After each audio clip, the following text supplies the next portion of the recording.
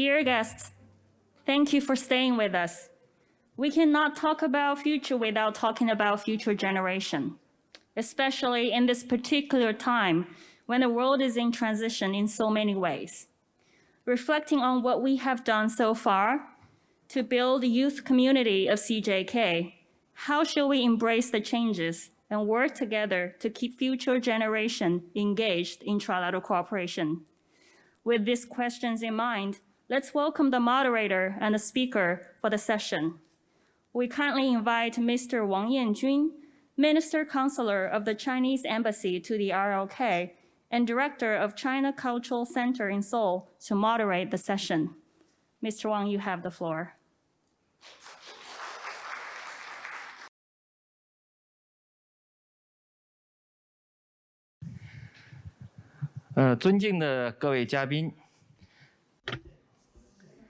Distinguished guests, online participants, very nice to meet you all. I am the Minister Counsellor at the Chinese Embassy in the ROK and Director of the China Cultural Center in Seoul. It is a great pleasure to moderate Session 3. TCS is commemorating its 10th anniversary, and I would like to extend my congratulations. For the past 10 years, TCS has been working very hard to strengthen cooperation amongst the three countries, and I think it's important to review on its efforts. For thousands of years, the three countries were able to create a very unique East Asian civilization, and for the past 50 years, the three countries witnessed a remarkable growth. And also, for the growth and development of the economy and the society as a whole, it was an impetus. However, now we're seeing many challenges and threats, and collaboration and cooperation of the three countries will be pivotal for peace and stability of the three countries, for Asia, as well as the international community. Youth exchanges are the future. And when it comes to trilateral cooperation, I can say that it is the driving force behind any collaboration. TCS has been focused on deepening exchanges and cooperation amongst the youth. For instance, we have the Campus Asia program, and we also have the Trilateral Youth Summit, the Cultural City of East Asia, and we're seeing it attracting more attention as time passes by. We would like to invite the representatives of the three countries to understand and also hear from them their take on youth collaboration exchange of the three countries. We have Mr. Hwang Hong-kyu, Secretary General of Korea Council for University Education. They are involved in the Campus Asia program along with the Ministry of Education. Secretary General Hwang was the Director General of the Secretariat of the National Academy of Sciences, was the Vice Superintendent of Education at Gwangju Metropolitan Office of Education, as well as that of Jeollabuk-do Office of Education. And he's currently the 13th Secretary General of Korean Council for University Education. I would like to welcome you, Secretary General Hwang. And we also have experts from Japan and China, and they will be joining us. We first have Mayor of Nara City, NAKAGAWA Gen. Nara City has joined one of the cultural cities of East Asia. And he joined the Nara NPO Center from way back, and he is now the mayor of Nara City, and he's also the president of Nara Prefecture Mayors Association. And he became the mayor since 2009. And we have our Chinese representative, Dr. Ko Yanjun, director of the Institute of Asian Studies. at the China Foreign Affairs University. This university was involved in the Trilateral Youth Summit in multiple occasions. He's particularly an expert in trilateral cooperation as well as the sector of the environment. He has been involved in various programs on maritime rights as well as the Innovation Center on China's neighboring diplomacy. He has more than tens of dissertations. There's also a Q&A session at the very end of the presentation. So if you post your questions, we will have them entertained by our speakers. So then, let me now give the floor to Secretary General Hwang Hong-kyu. Based on his experience with Campus Asia, he'll be talking about the importance of youth exchange.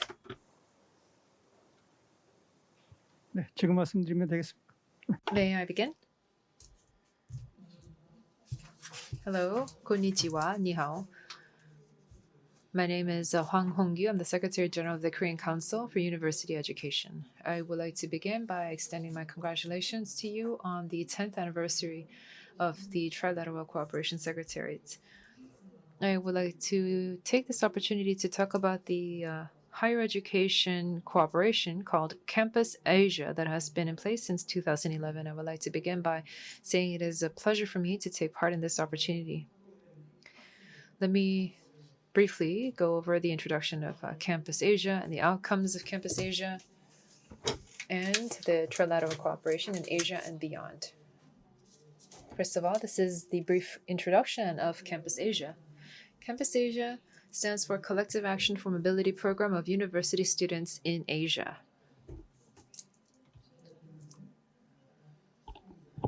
So this allows for an international exchange program for university students in Asia. In 2010, the 3 countries participated in Trilateral Cooperation Vision 2020 and also agreed a Trilateral Student Mobility Program. Campus Asia is benchmarked off the Erasmus program or UNUS program in the EU.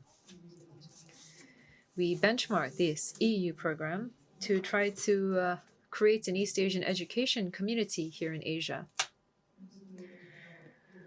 The program for Campus Asia started with a pilot program that was held in 2012. We selected 10 consortia, and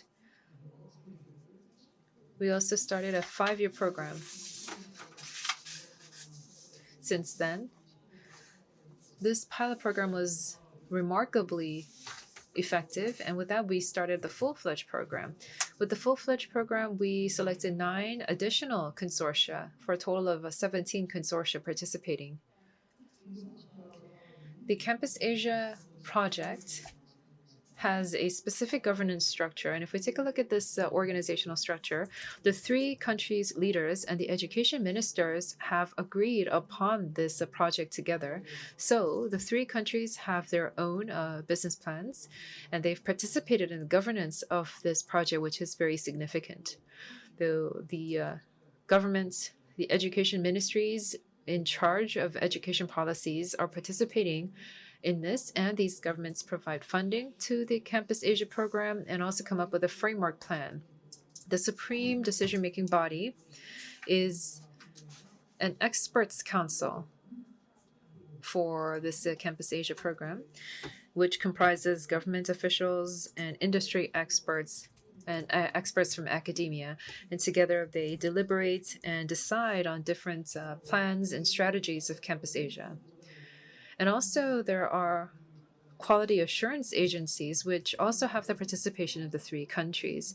For instance, there is KCUE, where I work, the Korean Council for University Education, and the HEEC, Higher Education Evaluation Center of China, and NIAD QE of Japan.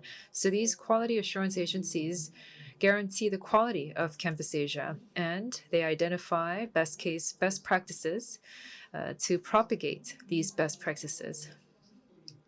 I'd like to briefly go over the history of the Campus Asia program as well. The pilot program, as I mentioned before, was held in following this timeline that you see here, and the actual full-fledged program, as I mentioned before, began in 2016. the Trilateral Education Ministers meeting was held, and later this full-fledged program was launched in earnest. This is a list of the universities that have been participating since 2012, and 8 in turn. As you can see, there are Korean, Chinese, Japanese universities that are participating here, and their project titles. And, for example, Risk Management in East Asian Humanities, Energy and Environmental S&T, Asia Business Leaders Program, International Public Policy Studies, and etc. This is a list of universities that have been participating since 2016. 9 consortia, so in medicine, animation, medical science, and marine science and technology as well. Next, outcomes of Campus Asia. The first outcome that we were able to see out of Campus Asia is that we were able to see enhanced international competencies of universities and award a double degree among 3 countries. So Dongsa University, Guangdong University of China, and Ritsumei Kanov University established a East Asia program or East Asia department for Campus Asia. So students in this particular department have the option to travel to the other campuses and receive their degree. In fact, there are many inquiries from students who want to enter into this department, and this is seen as a best case, a best practice case internationally. Korea University, through Campus Asia, also developed a co-curricula, especially in risk management. And there is also a research collaboration with student exchange with different science and technology-related think tanks.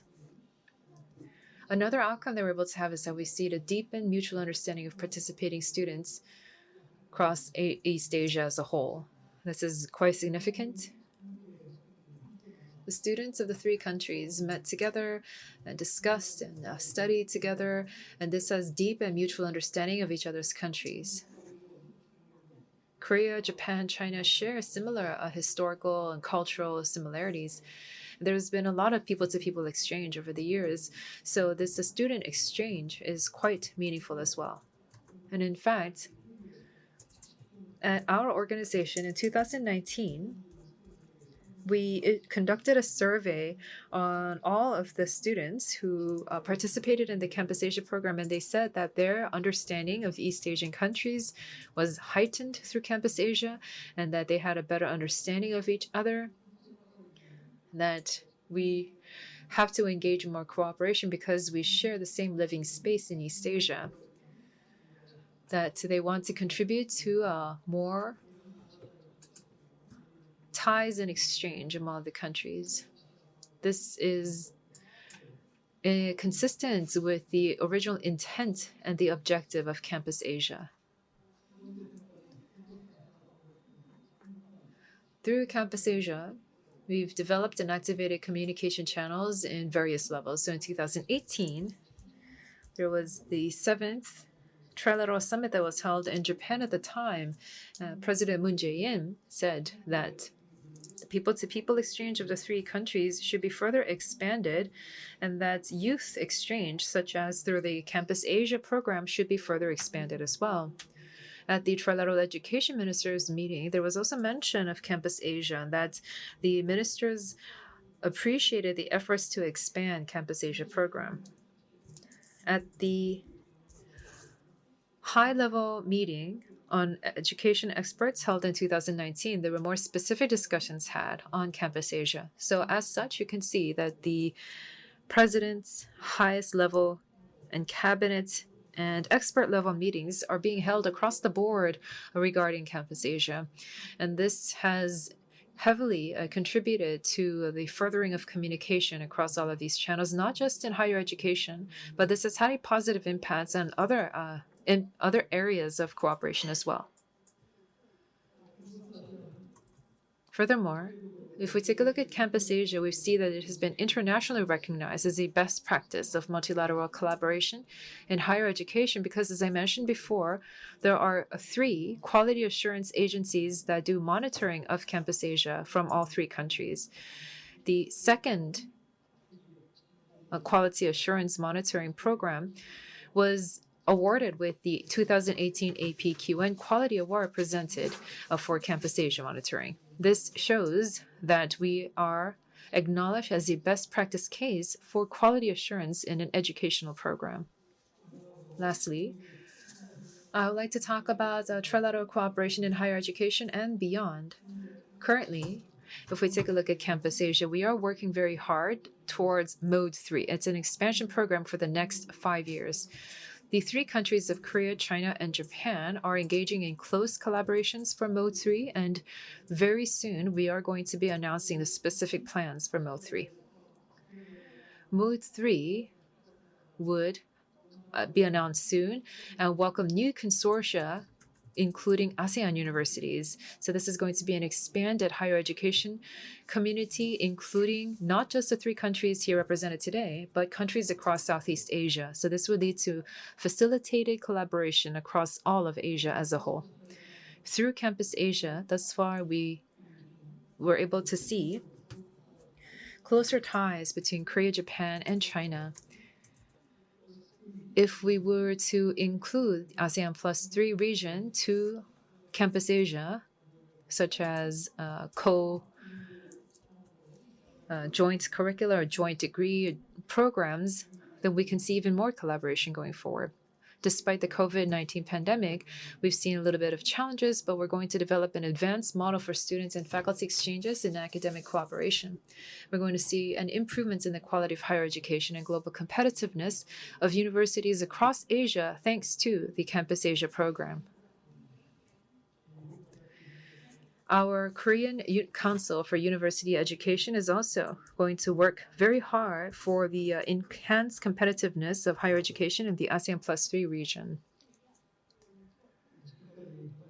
This has been a very short presentation. Thank you very much for your attention. And I would like to thank all of our participants, our 3 leaders, the education ministers, and all the stakeholders who have participated for the success of this program. Thank you.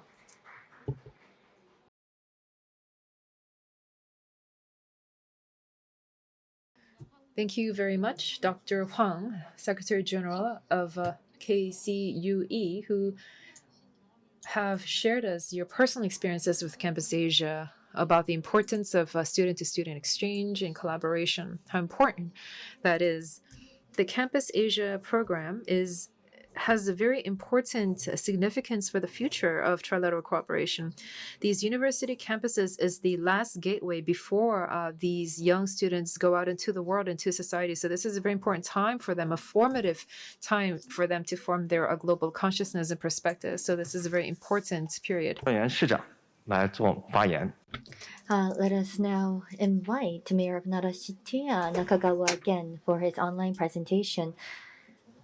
The topic of his presentation is Trilateral Youth Cooperation through the Cultural City of East Asia program. こんにちは、奈良市長の中川。 Hello everyone, I am Nakagawa again, Mayor of Nara City. Thank you very much for this invaluable opportunity to speak before you. I'm sure that some of you may have visited the Nara region and Japan.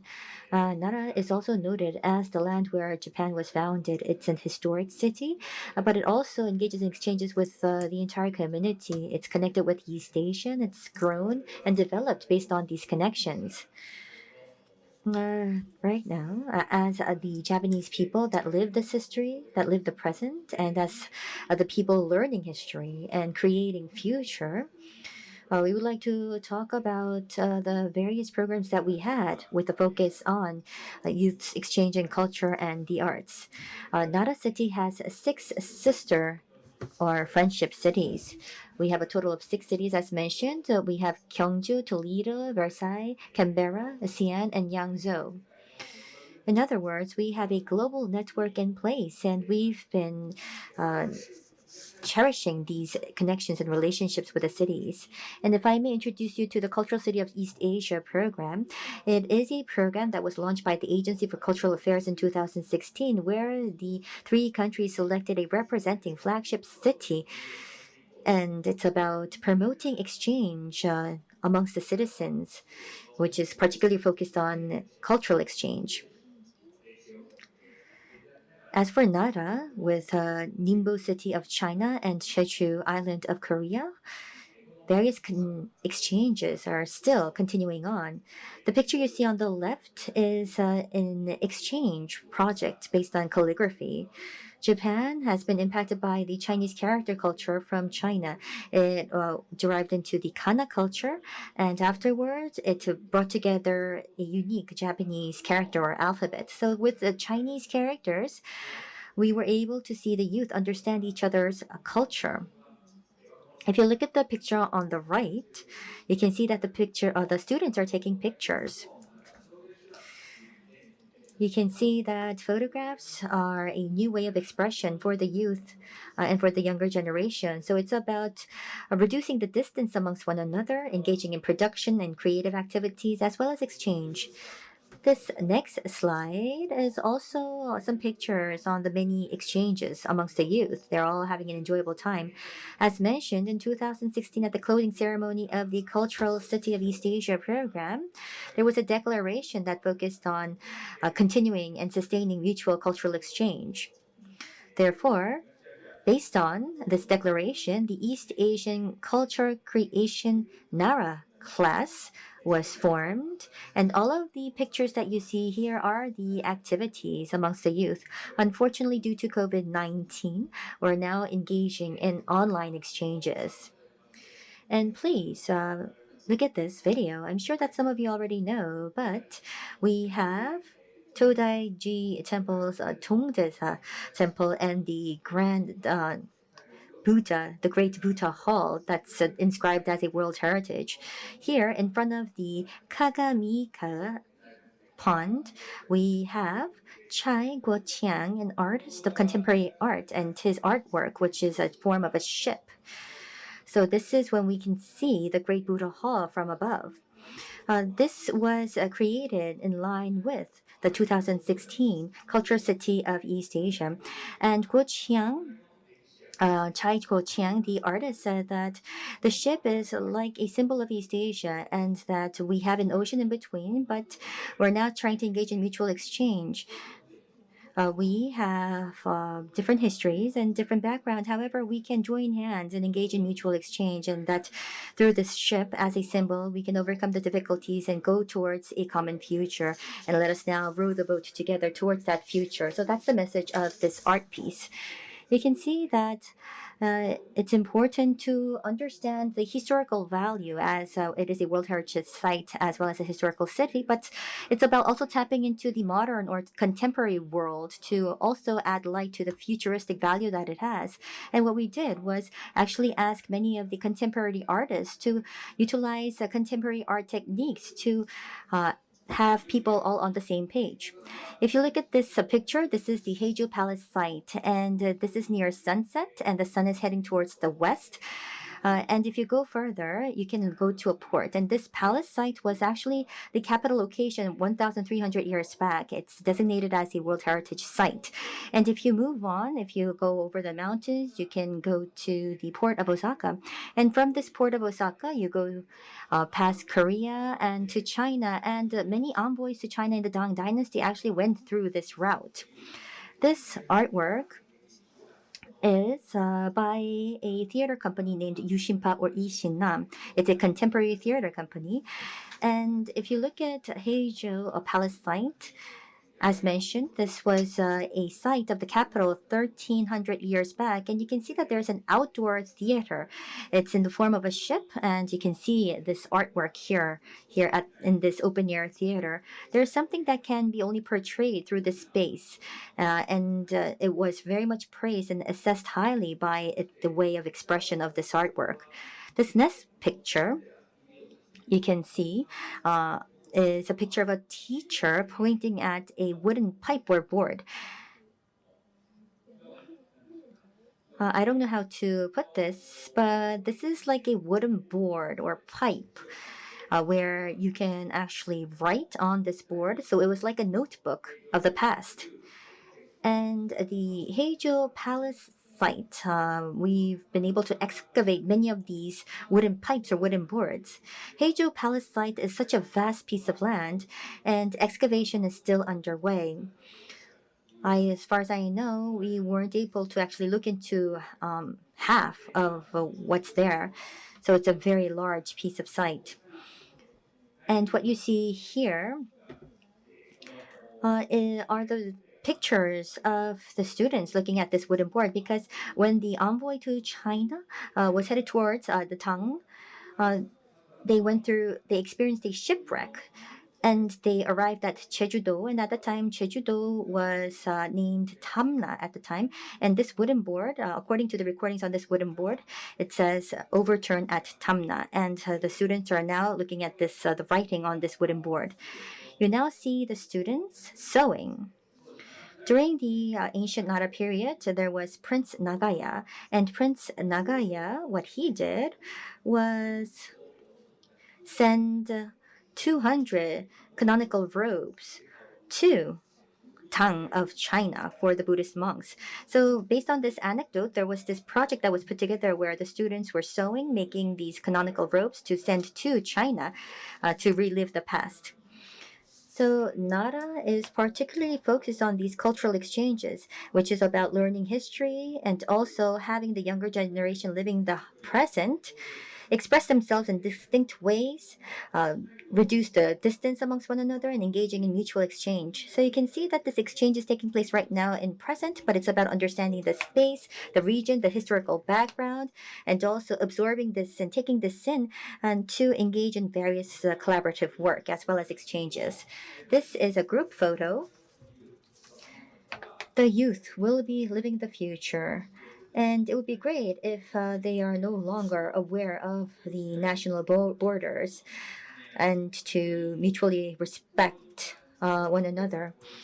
I think it's about convergence, it's about respecting each other's culture, and also engaging in cross-border exchange despite these borders. And I think that the arts can play a pivotal role. It could be a key tool. There is an inspiration that's offered by the arts. It moves your hearts. It's also about breaking away from stereotypes or conventional wisdom, and it also helps you make that next step forward, take that next step forward. So, as the center of East Asia, as the center of the arts, I truly hope that Nara will contribute to the exchange of Korea, China, and Japan. I believe that today is also a great opportunity to facilitate these efforts. I hope that in the future, through culture, the countries and the cities can prosper. And with that, let me conclude my presentation. Thank you very much for your attention.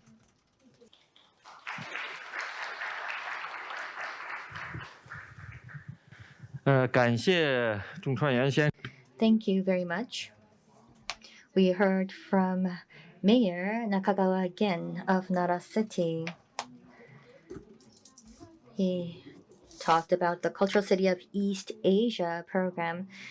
He shared with us his experience on the cultural exchanges amongst the youth. I was able to see the vitality in these exchange programs.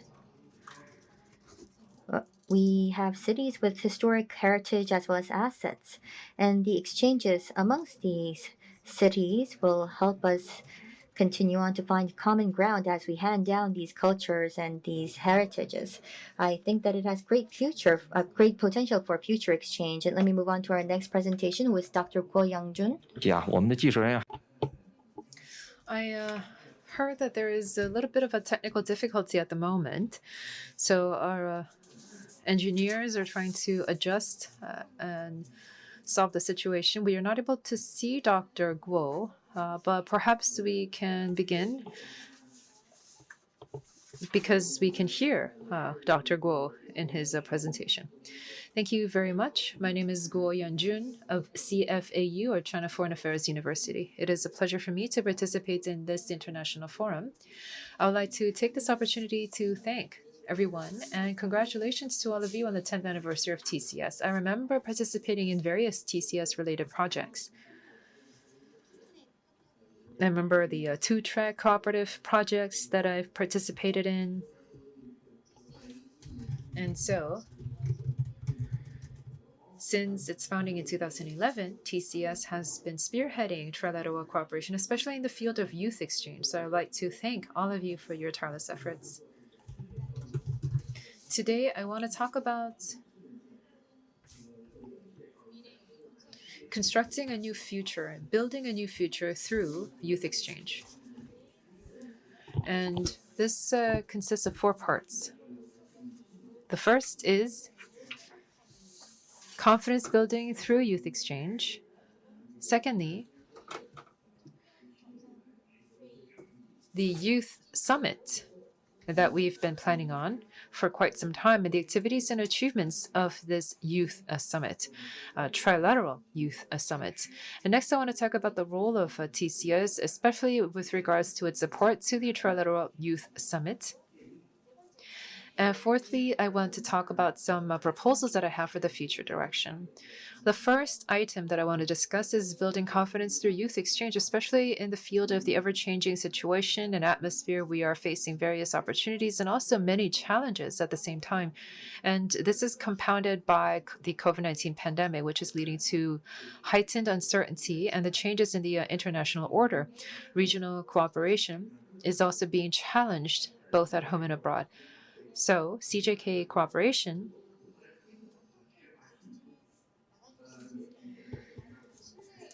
is facing the issue of confidence or the issue of trust. Because there is a lack of trust, there is more challenges surrounding CJK cooperation, especially when it comes to the people who live in the 3 countries. So we cannot be complacent or just feel that we have enough level of confidence and a level of trust. The youth are easily influenced by both these positive and negative views. So it's important for the likability factor or favorability factor to be increased for the youth of all 3 countries. And in that process, the youth would also feel a sense of accountability and a sense of responsibility as their mutual perception levels increase.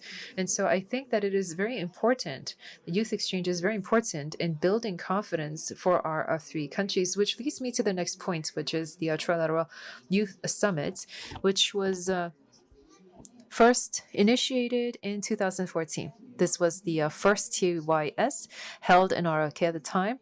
And in 2015, at the 7th Trilateral Foreign Ministers meeting of China, Japan, and ROK, this became an official program as a joint program for all of the 3 countries. And it was announced that the official title of this would be Trilateral Youth Summit, with the objective to increase the trilateral interaction and cooperation and enhance the understanding of trilateral cooperation among the youth and strengthen the public will foundation through this trilateral cooperation. Thus far, we had a total of 6 sessions of TYS, and they were held in 2014, 15, and 18. The summits were held in the ROK, and the 2016 and 19 summits were held in Japan, and the 2017 summit was held in China. Last year, because of COVID-19, we were supposed to hold the TYS in China, but this was canceled, or in fact, more correctly, I would say that it was postponed.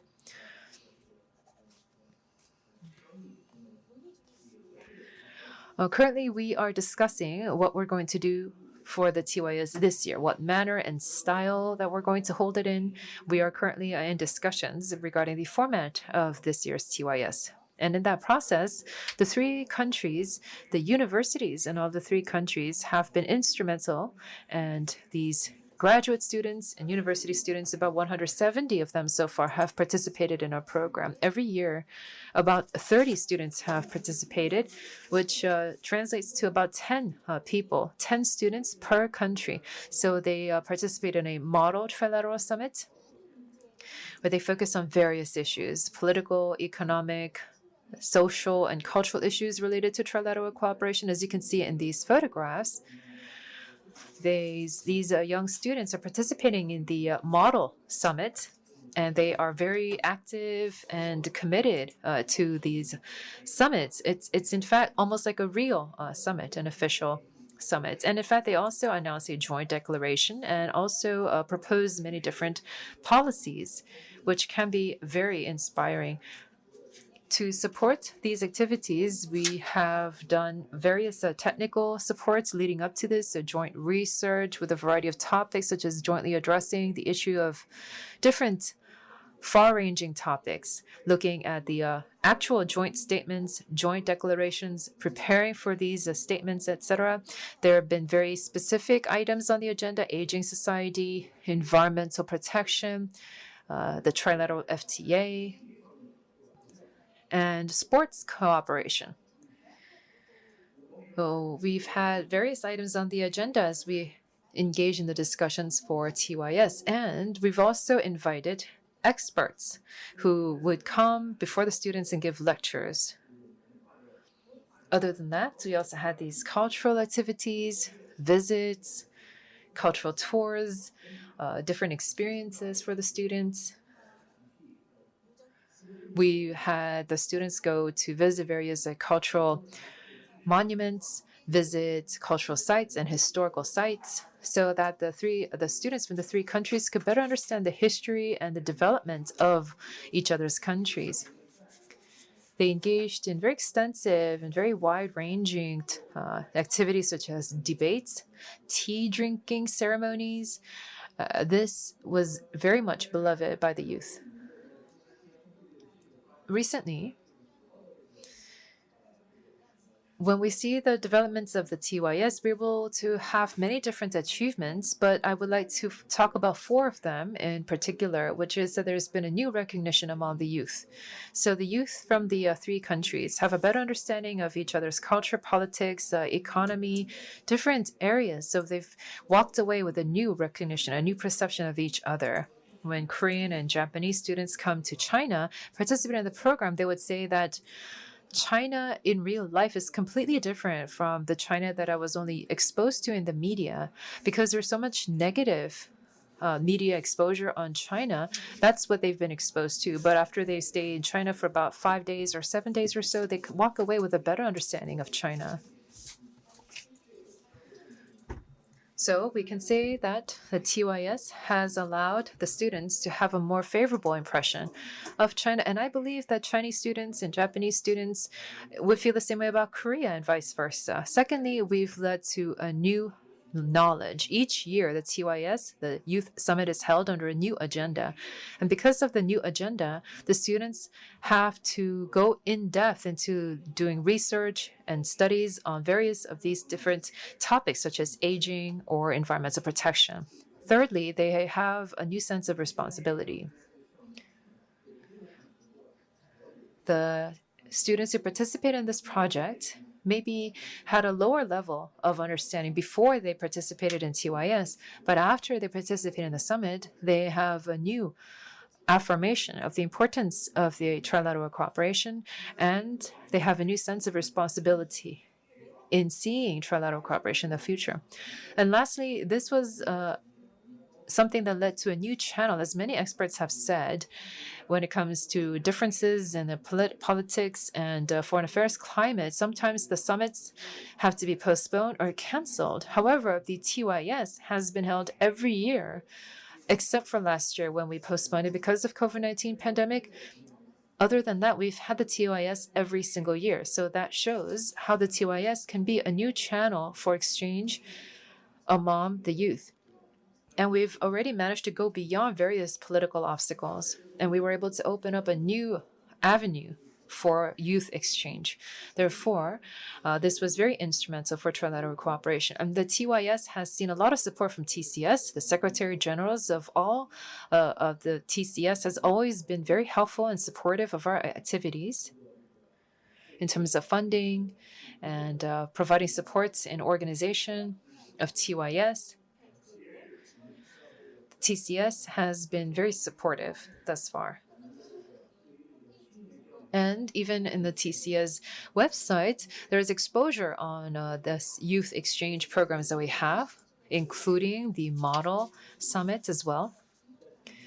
This, I think, is very important.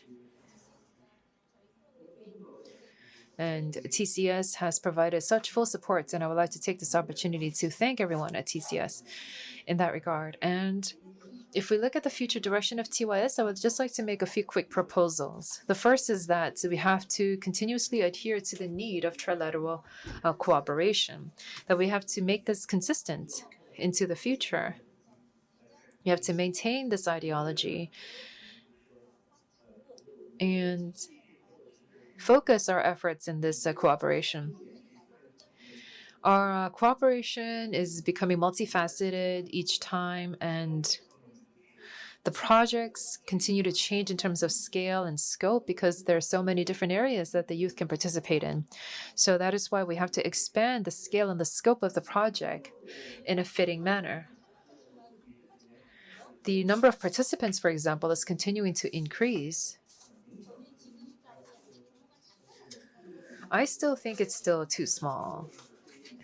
So I want to build upon the influence of TYS and increase the scope to maybe about 50 participants each year.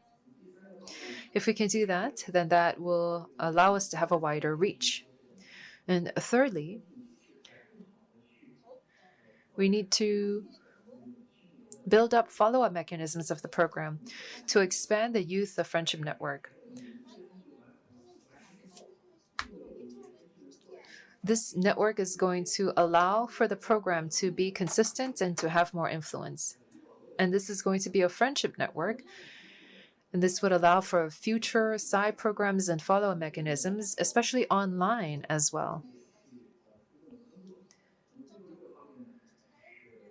And I think that this is where we have to put a lot of focus on. And lastly, this is something that we often discuss, which is that we need to seek the possibility of a 3+X cooperation mechanism of TYS. In the case of last year,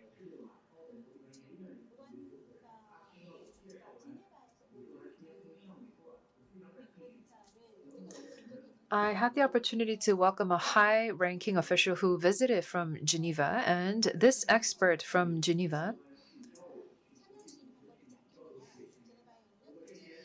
wanted to know if there was any way that Geneva could be included in the TYS program. So maybe the TYS participants could come to Geneva to participate in some of the international organizations that are present there. That could be another way to expand the reach of cooperation and have more participants into TYS. That would also broaden the scope of possibility as well. So thus far, I've talked about the youth exchange program for the 3 countries. Thank you for your interest and attention.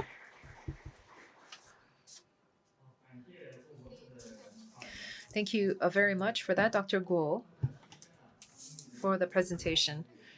You talked about this model youth summit, and you've told us about your personal experiences participating in this program. We're able to see how there was youth exchange, emotional youth exchange that was fostered through that, and how the youth were able to share their development experiences and their ideologies, and that was very helpful. I'd like to thank all of the participants for their presentations. The 3 presentations were all very helpful for us to learn about the East Asia Campus Asia, the Culture City, and the Trilateral Youth Summit. All of these different concrete examples in culture and the arts and the youth gave us a better understanding of trilateral cooperation. I think that our 3 countries' cooperation is very meaningful because we can have a friendly exchange, especially in culture and the arts, that go beyond a political tension or political conflict. So this is a very important sector that will not be influenced by political instability. So with that, I would like to ask some questions to all 3 of you.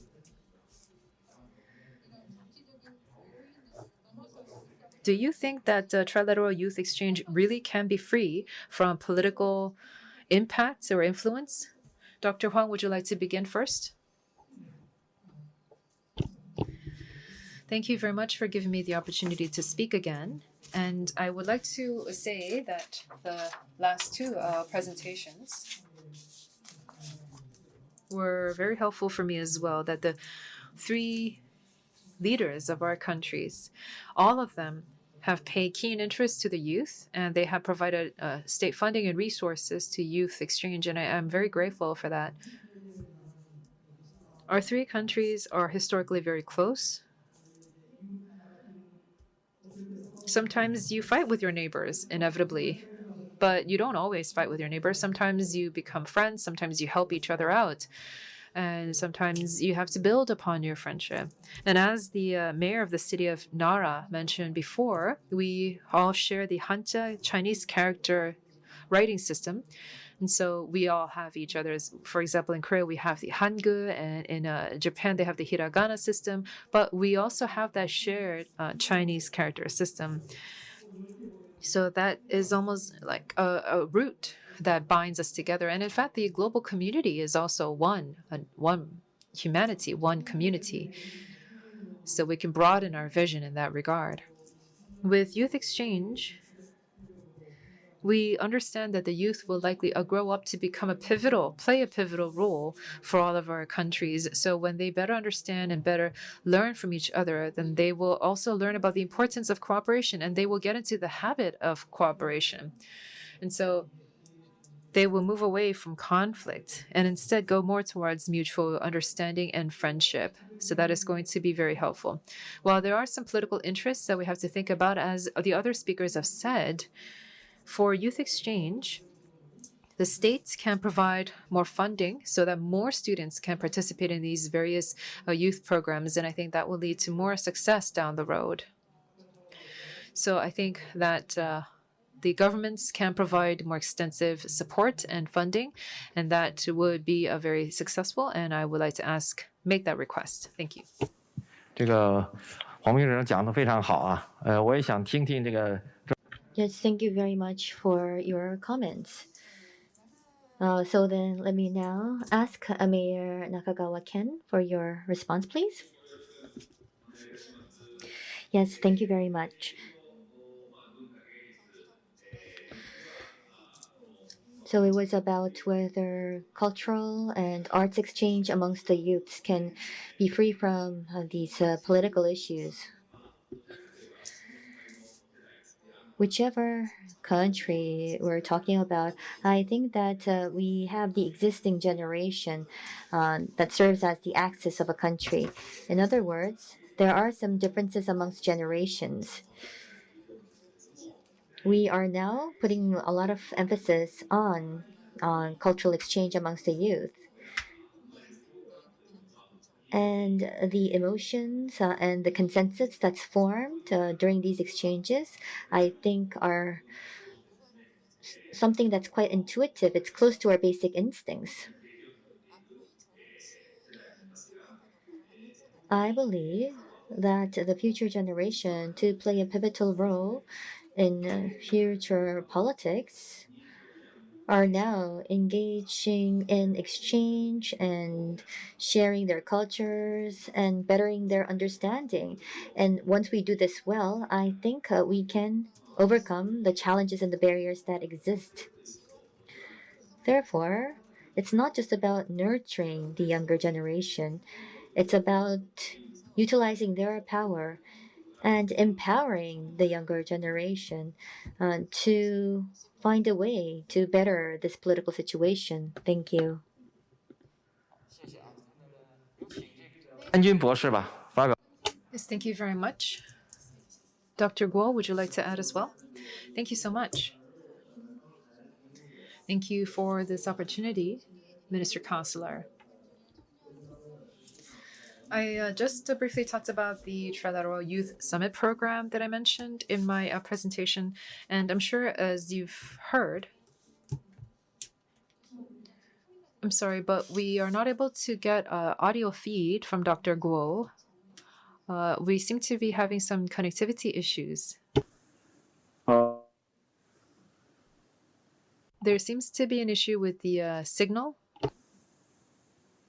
我们先请这个工作人员先帮我。 I'm very sorry for these technical difficulties. We are going to try to connect with Dr. Guo, but perhaps I could like to turn to the next two speakers. Your presentations were truly very inspirational, and many of those programs really have a lot of impact. I think that when we engage in a cooperation in the cultural sector, that is a cooperation that spans across our souls, because we have thousands of years of history that we've shared together. So culturally speaking, we are very close. So why don't we move on to the next question, and perhaps I can ask Dr. Guo to intervene in the next question. Let me go to some questions that we see from the floor. This question is to Dr. Huang of KCUE. During the COVID pandemic,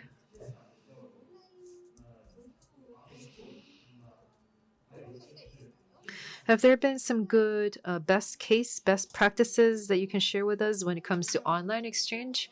How can online exchange be helpful for us, especially in the COVID-19 era? And this online exchange, even after the COVID-19 pandemic, are you having any plans to engage in online exchange even after that? Do you have any plans to do so? 좋은 질문이십니다.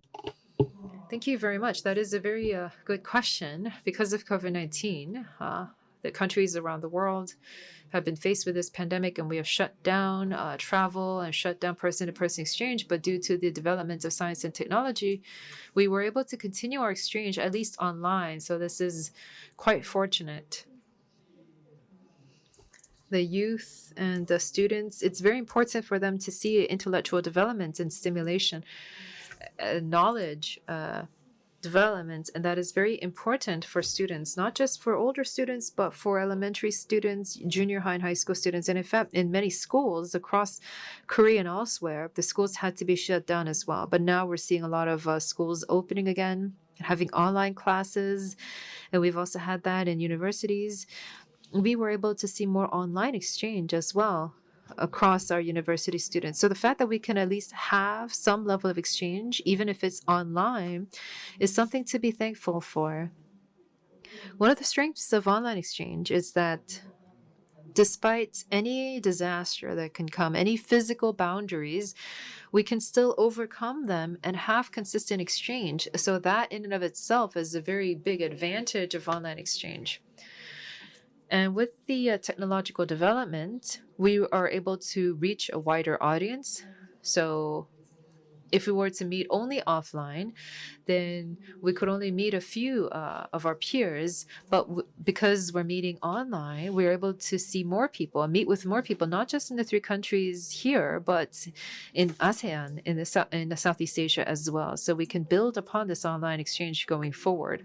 However, that said, a face-to-face exchange is still very important. It's still very important for us to hold hands and, see each other face-to-face. So hopefully, I really do hope that this COVID-19 pandemic can be resolved soon so that we can meet each other again face-to-face.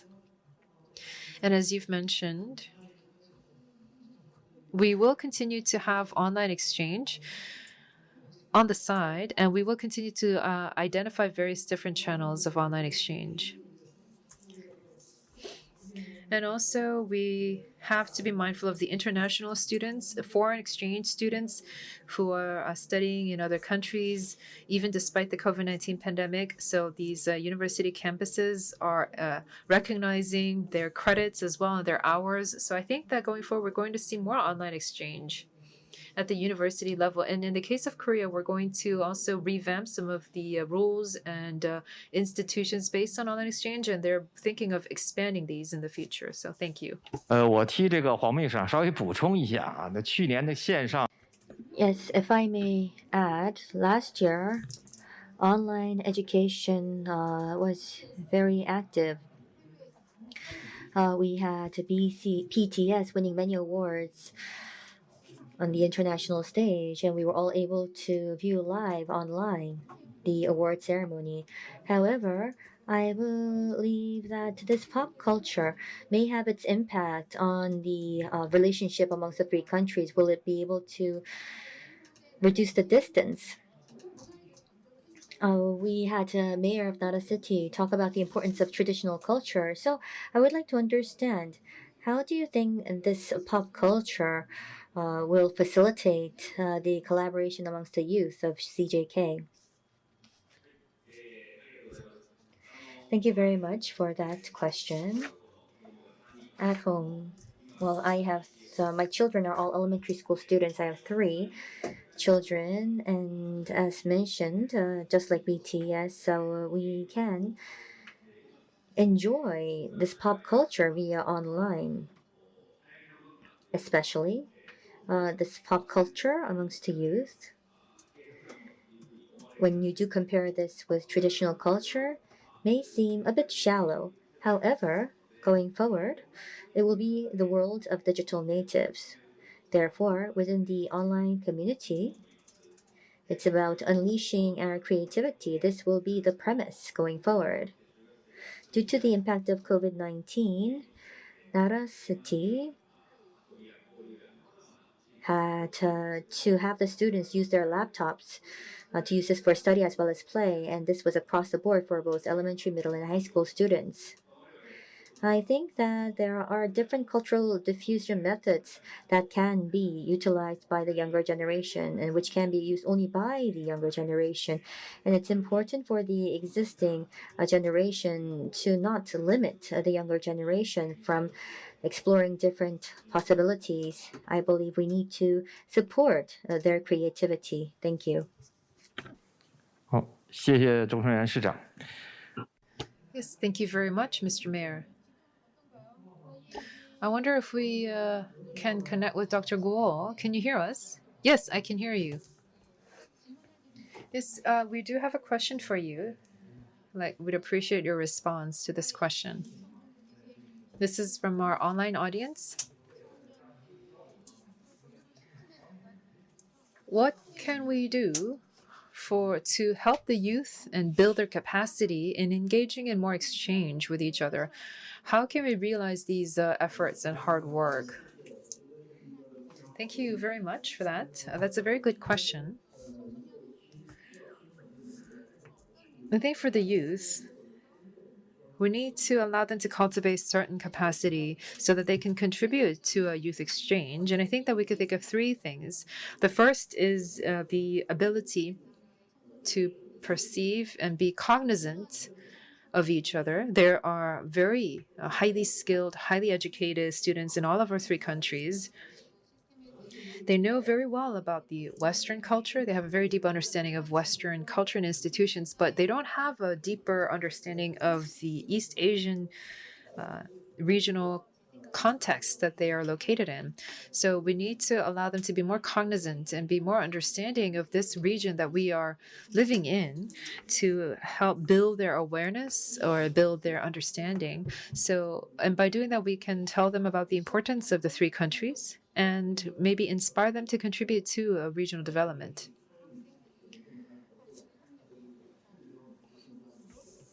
For the students to participate more actively in trilateral cooperation and to have a sense of objective, I think that building this awareness is going to be very important. And secondly is the issue of leadership. I think for the youth, we know that they are the hope for their future. And so they have a very active mindset. They can be propagators, and they can be connectors or bridges. They can have the capacity to do so.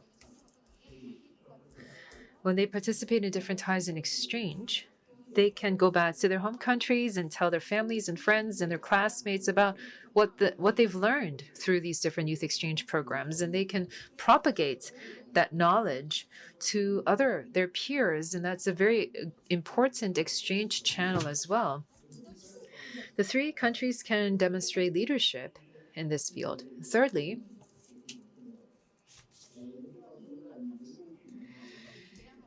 is this innovation ability, and I think that we have to cultivate their ability for innovation. Because we're living in the era of the 4th Industrial Revolution, it is important for the youth to demonstrate creativity from all 3 of our countries. When they participate in our programs, especially the university students who participate in our programs tend to be highly educated youth from the best universities in our country, so they're very much interested in science and technology as well. Through this exchange programs, the youth not just in culture and the arts, but in the future, they can be the actors in expanding new exchange and cooperation. So, for example, in different professional exchange, they can engage in more exchange in areas of expertise, such as science and technology, in different areas requiring creative expertise. And I think that that can allow for more of our youth to have that important capacity to engage in more cooperation. Thank you, Dr. Guo, for your response.